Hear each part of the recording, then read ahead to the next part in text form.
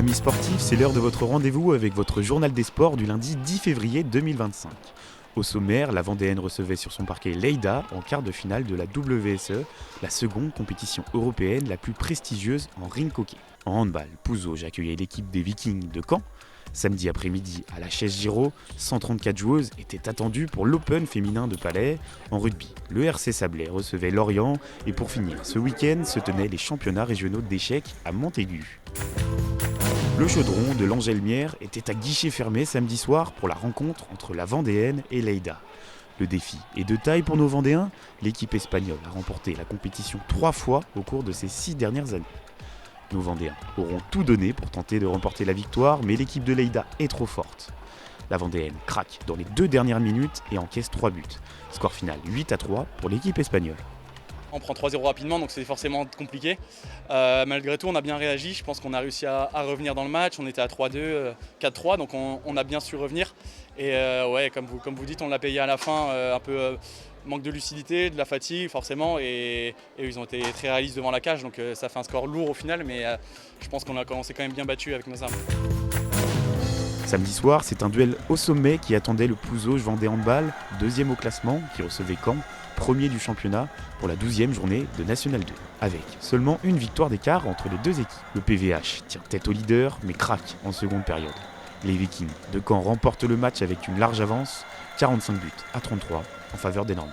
Une équipe qui nous a dominés, qui mérite sa victoire, qui a fait un très bon match et qui joue bien au handball. Bravo à Caen. Je pense que nous, on n'a pas répondu présent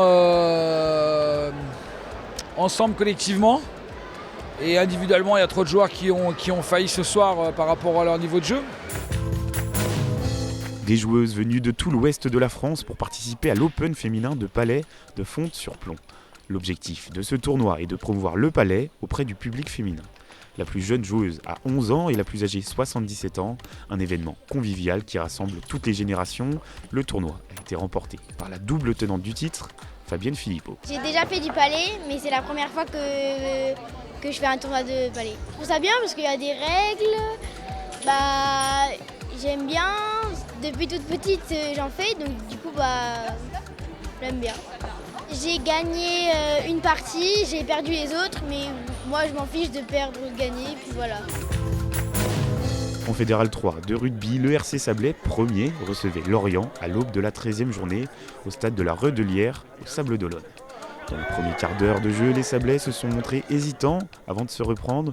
Les Bleus et Blancs finissent par enchaîner les essais. Ils remportent le match 34-0 et confient leur place de leader en Fédéral 3. Pour nous, c'était l'objectif de venir pour gagner et repartir avec le bonus offensif.